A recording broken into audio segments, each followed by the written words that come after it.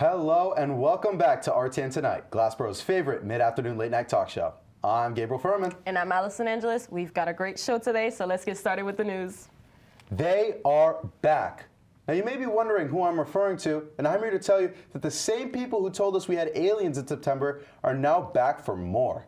In Mexico City, Mexico, Jose Jaime Maussan, a known journalist, once again pleaded his case that he had found extraterrestrial beings on a trip to Peru. Now, the first time this happened, many Mexican lawmakers actually believed in Jose, and many of them were subject to heaps of international ridicule, as nobody bought the fact that these quote-unquote extraterrestrial beings were even real.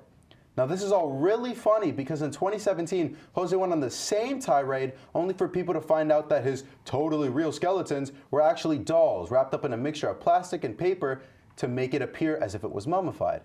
What really sucks is that the Mexican Congress were meeting together that day because of a Category 5 hurricane that ravaged Acapulco, a home to over 1 million people. Yet they had to listen to this liar and conspiracy theorist for 3 hours, yapping about his tiny little aliens that aren't even a part of our evolutionary timeline, or whatever he wants to call it. How about we stop letting this guy speak at congressional meetings? Brace yourselves for the 15-year-old sensation Alden Maxwell, the Jenga Jedi from British Columbia. Get this, Alden just broke not one, but 2 Guinness World Records. First, he had stacked 1,400 regular Jenga blocks on a single block.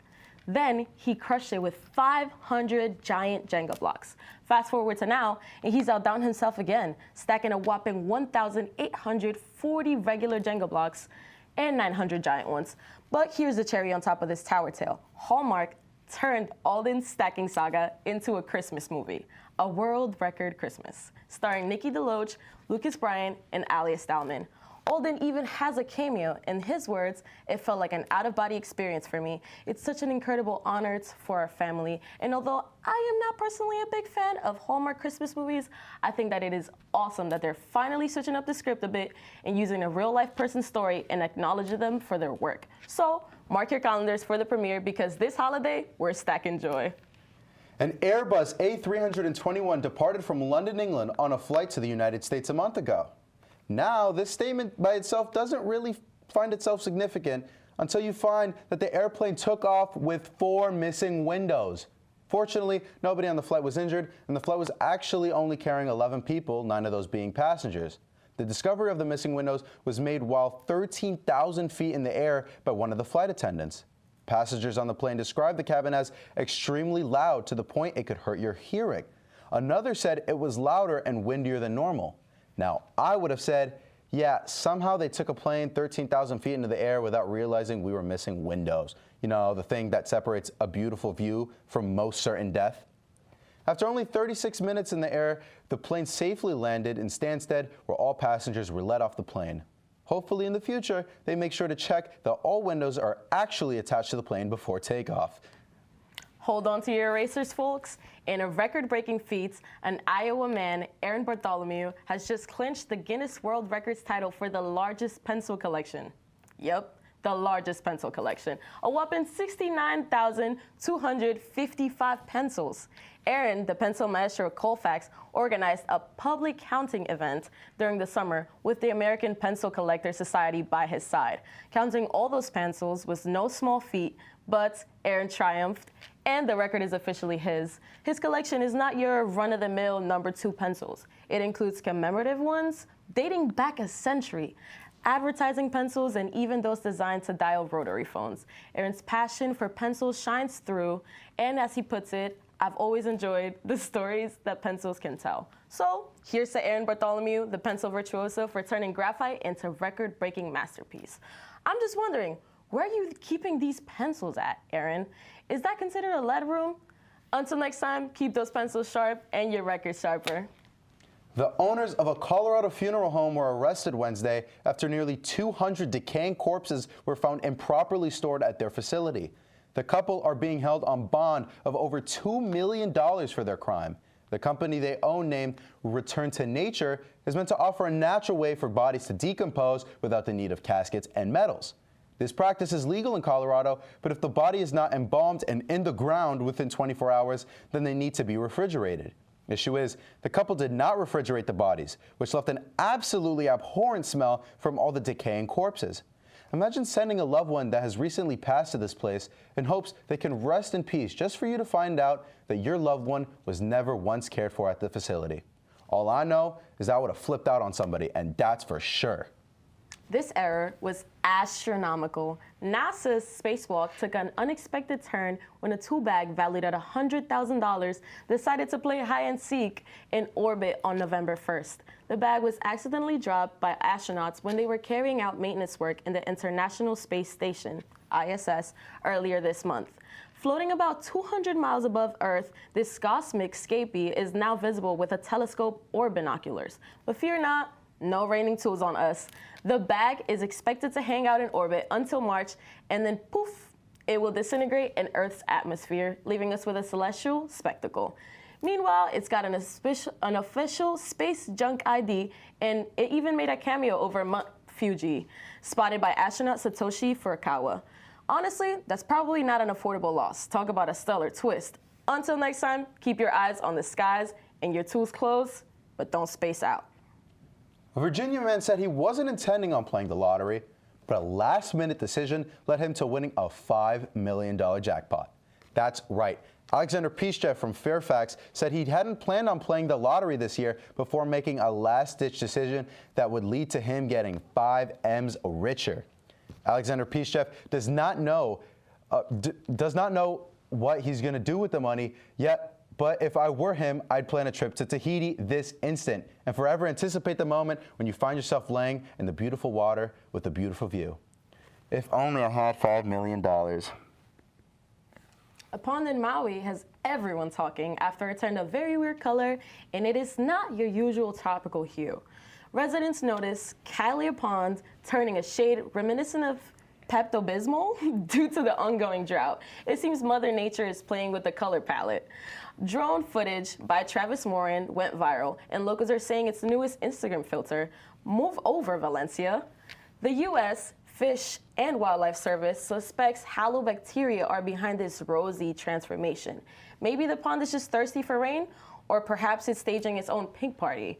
Despite the eye-catching color, officials reassure that the water is not toxic. Samples have been sent to the University of Hawaii for testing, but until then, it's a salty mystery in paradise. Let's hope the results don't water down the excitement and we can enjoy the unexpected splash of pink in Caleb Pond.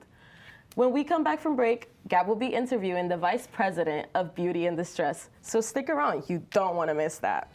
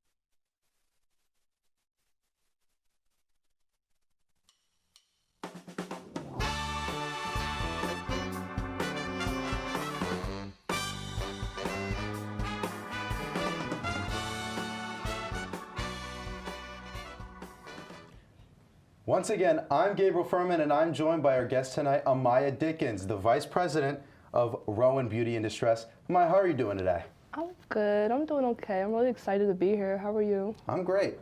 It's great to have you on the show. But I've start the questions.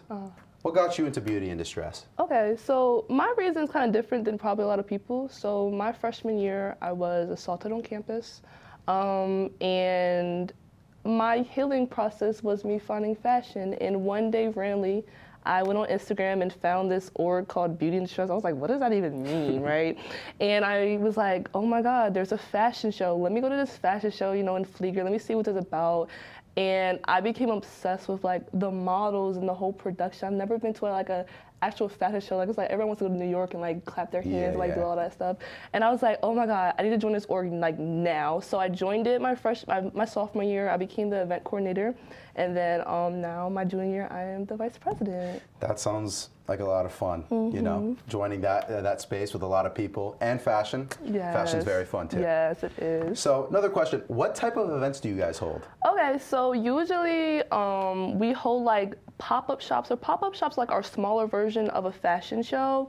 And we have we're very much on entrepreneurship. So if you have a business, we want you. We always have people come and like table for us. And then we'll hold like some recycling your stuff kind of. So we work with the Real that's on campus. We just did like a stitching class. Okay. We try to do like just really recycling your clothes and like, you know, don't do fast fashion. It's not good. Yeah. Please stop doing that. And then in April, we host like our big fashion show. Last year we had like 17 designers. I had like 30 models. Wow. I had like 12 performers. Maybe one of your people who also works here was a model for me last year, but doesn't anymore. Not gonna say no names. Maybe his name's Wayne Comic. I don't know. His name might be Wayne. I don't know, but his girlfriend models for me, so it's fine. But our big show, and then this year for the first time we're hosting our actual sneaker ball. So that's our first time we're doing this. So that's December 9th. I'm really excited because I've never hosted a ball before, but I've been wanting to. So I finally decided to do it, and I'm cooking, so I'm really excited. You're cooking? Yes. Nice. What are you planning on cooking up? Oh, soul food. I'm black. Makes sense. Okay, who do you think, you know, really got you into fashion? Like, who was your inspiration to get in? Tiana Taylor. She's feminine and masculine at the same time. And I don't have a body like her because she got abs. Like, that's a little bit too much. Like, But I feel like her style is so much of like, she can really pull out in just like stuff that you would never really expect anybody to wear. And then with her being a female on top of that and dressing better than like guys in their own clothes is like crazy to me. So I really love Tiana Taylor. She's amazing. Okay. And another question. If you could describe your beauty aesthetic, or sorry, fashion aesthetic, in one word, what would it be? Stolen. I stole a lot of my friends' clothes. Stolen? This is not even mine. This is my friend Nigel's hoodie. So I like to take other people's pieces and make it better. So stolen. Stolen is wild. Stolen. Is there anything you want to promote? I mean, you know, I'm here for bid, so I feel like I'm promoting for bid already. So it's anything else? Anything else on campus that you? Okay, I'm a part of like 3 other orgs, right? So I'm a part of It's On Us. That's actually a sexual assault org that I actually helped found it. So it's for domestic violence, all that stuff that people don't want to talk about. I helped found that. I'm a part of the Black Empowerment Leaders as a new org as well. We're having a business expo coming up soon. So if you have a business, like, you know, hit me up, let me know. I'm trying to get more people. And then I'm part of the Black Student Union, which I feel like everyone knows the Black Student Union. My president would kill me if I didn't say Black Student Union. But yeah, so those are my 4 orgs that I am insanely a part of. Make sure to join those guys. Make sure. Definitely. Okay, and last question. This is the most important question. Yes. What is your favorite restaurant? My favorite restaurant is Applebee's, but only happy hour. I'm not paying full price. Wait, I swear we heard Applebee's last week, or Chili's. Chili's. Was it Chili's or Apple? You know what? Chili's and Applebee's, guys, what are we doing? We're not doing the margaritas. I don't drink. I don't condone underage drinking, but like, give me some spinach or artichoke dip, and I'm good. All right. Applebee's. Well, Amaya, thank you so much for joining us here at Rowan RTN Tonight. If you want to know more about Beauty in Distress, you could follow their Instagram at BID_Rowan. And when we come back, Allison's going to put Amaya through the gauntlet of our classic RTN Tonight game segment, and you won't want to miss it.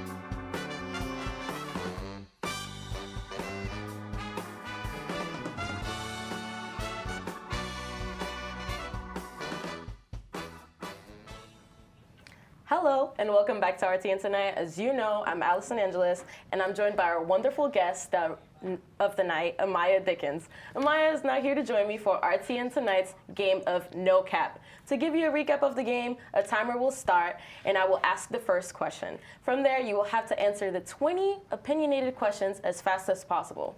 After that, we will match your time with last week's guest to see who went faster. So, Amaya, are you ready to play a game of No Cap? Yeah, I'm ready. Awesome. So let's get started in 3, 2, 1. Pickles or roller coasters? Pickles. What does the fox say?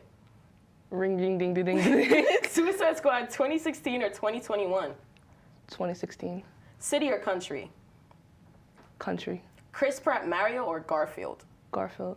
Have you seen the hit YouTube channel Jablinski Games? Mm-mm. Should Peaches from the Mario movie get a Grammy? No. Yes, it should. Roblox or Minecraft? Minecraft. If you were a frog, what would you do? Find a princess. Yes or no? No. Drip or drown? Drip. Fortnite Battle Pass? No. Dress up or dress down? Dress up. What is the meaning of life? To live it to the fullest. What are you having for dinner? I don't know yet. I might make some Popeye or something. Yummers. What is the worst fashion trend in this generation? Anything that Kanye West makes, I'm sorry. I don't like it. What is the dog in fact doing? Barking. Do you ever feel like a plastic bag? Mm-mm. YouTube or TikTok? TikTok. What is your favorite shape? A circle. That is 111, guys. Okay. My angel numbers.